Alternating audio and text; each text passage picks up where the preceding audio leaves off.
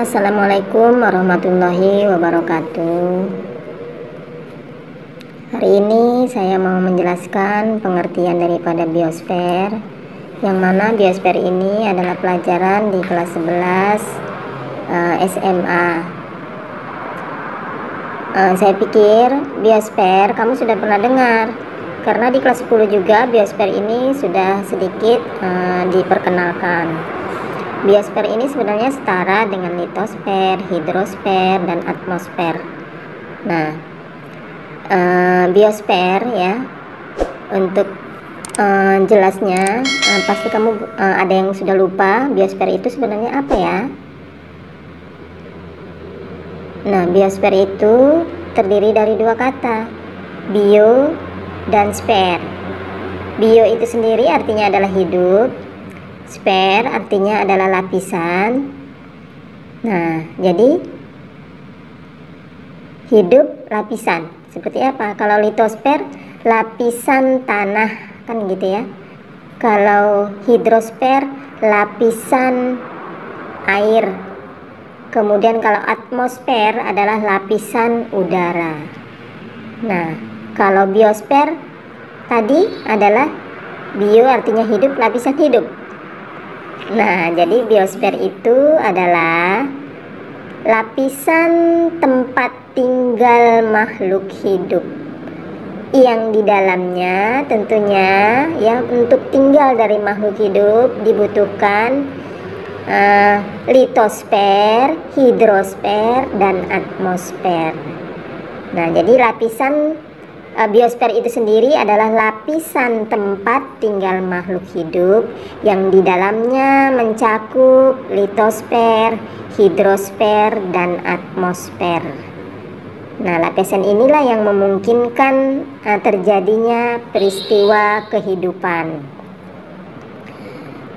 Tapi kalau dia biosfer ya, biosfer ini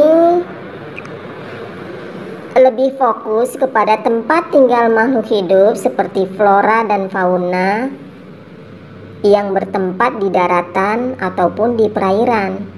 Sementara kita ketahui sendiri tempat tinggal dari tempat tinggal makhluk hidup itu sendiri di muka bumi ini ada 3 macam. Tumbuhan atau kita sebut dengan flora, hewan atau kita sebut dengan fauna, dan manusia itu sendiri. Nah, jadi di sini kalau biosfer kita akan lebih fokus kepada flora dan fauna ataupun hewan dan tumbuhan.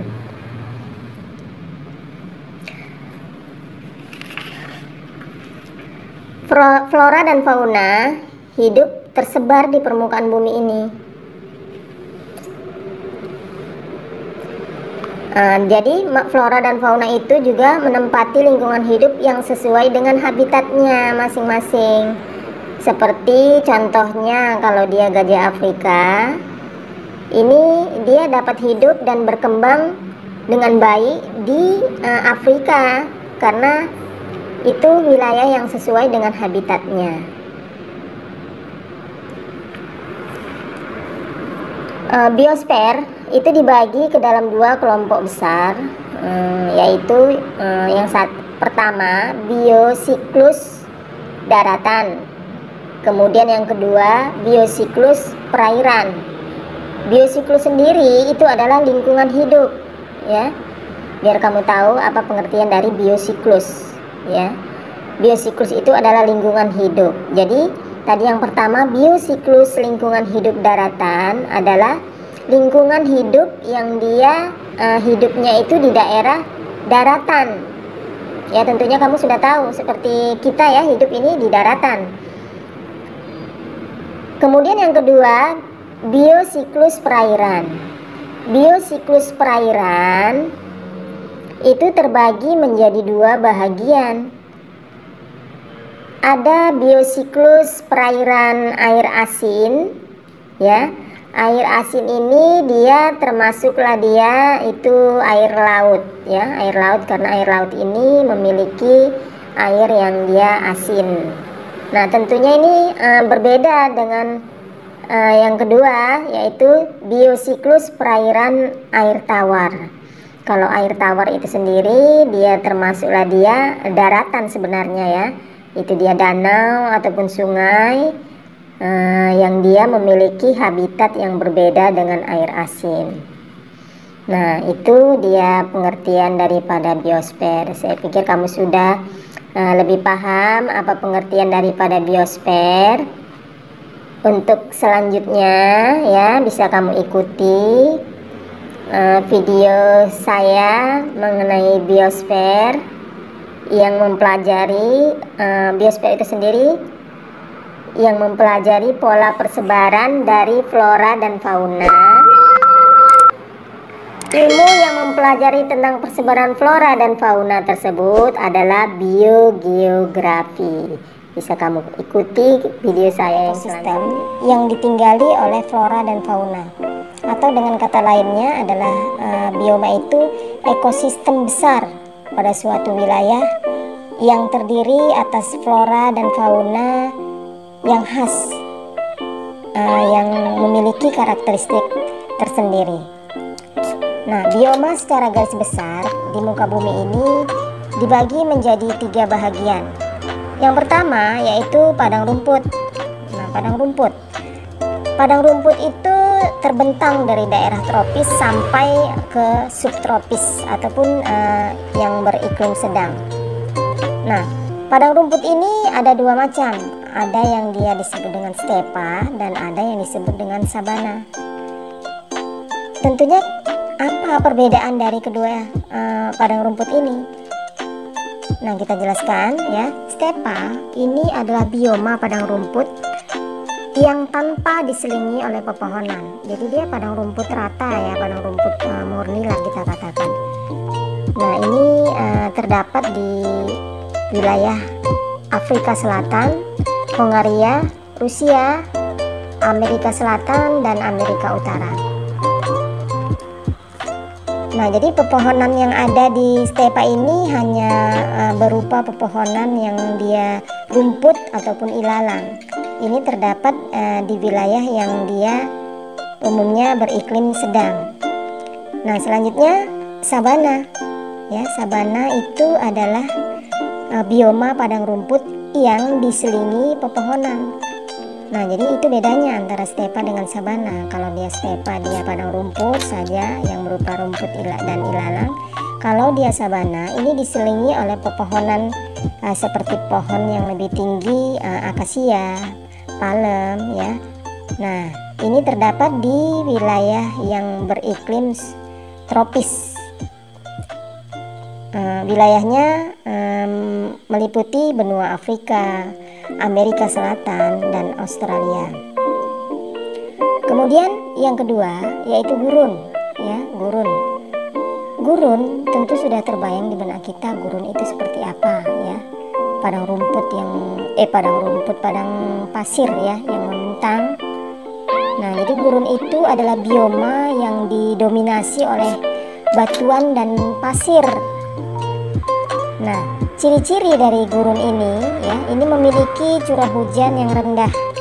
Jadi jarang sekali di gurun ini turun hujan ya, memiliki curah hujan yang rendah. Nah, ada di wilayah gurun ini ada wilayah yang sama sekali tidak pernah terjadi hujan. Kemudian cirinya selanjutnya evaporasi di daerah gurun ini sangat tinggi.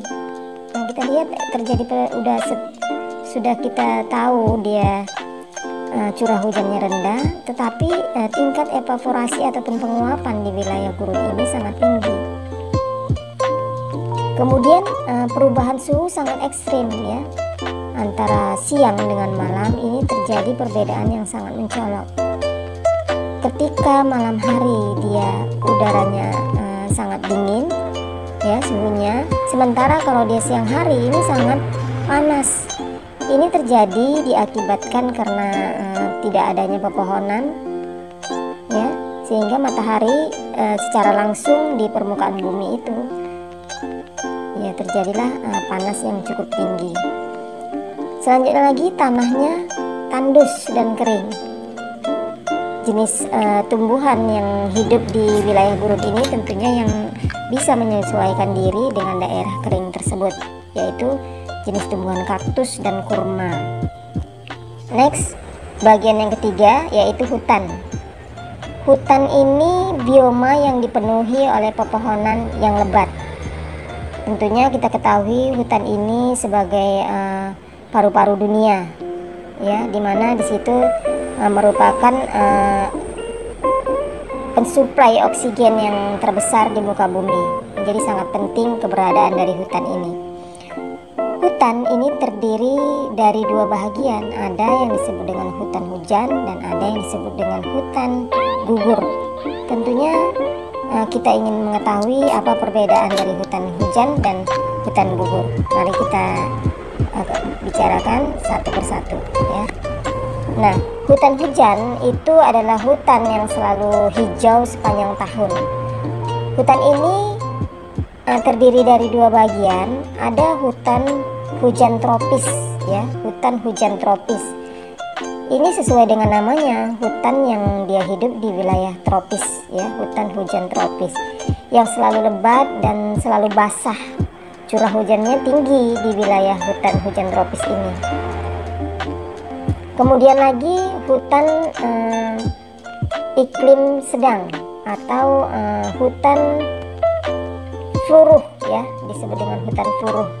Ini merupakan jenis hutan beriklim sedang, yang mana yang beriklim sedang ini memiliki 4 musim. Nah, jadi wilayah yang memiliki 4 musim, ada musim dingin, ada musim panas, musim gugur, ya, dan musim semi. Hutan ini lebih sedikit, ya, bedanya dengan hutan hujan tropis. Tumbuhannya ataupun floranya jumlahnya lebih sedikit jika dibandingkan dengan tumbuhan yang ada di hutan hujan tropis. Ini terdapat di wilayah Kanada, Eropa, Asia bagian utara. Jenis floranya yaitu pinus, cemara, dan tusam. Selanjutnya hutan gugur, ya, hutan gugur. Hutan gugur ini adalah hutan yang ada di wilayah tropika dan subtropika. Nah, jadi hutan gugur ini sesuai dengan penamaan namanya, ya, hutan gugur. Pada hutan gugur ini daunnya, tumbuh-tumbuhannya ini daunnya berwarna oranye, ya, keemasan. Ini dikarenakan pendeknya hari di wilayah tersebut, sehingga merangsang, ya, tanaman itu untuk menarik klorofil dan diisi oleh pigmen yang lain.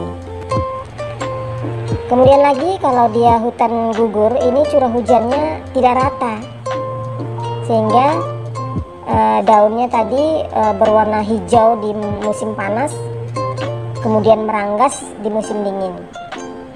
Daunnya dia berwarna lebat, ya, lebar, ya. Daunnya berdaun lebar di hutan gugur tersebut. Wilayah pada hutan gugur ini adalah wilayah Eropa Barat, Eropa Tengah, kemudian Timur Laut Amerika, dan Asia Timur. Floranya, ya, tumbuhannya ini terdiri dari mapel dan oak, ya. Jadi dia seperti ini, ya, yang ada di hutan gugur. Oke, segitu saja yang bisa saya jelaskan mengenai persebaran flora di dunia. Nanti akan kita lanjutkan pada materi kita selanjutnya. Semoga bermanfaat. Terima kasih. Assalamualaikum warahmatullahi wabarakatuh.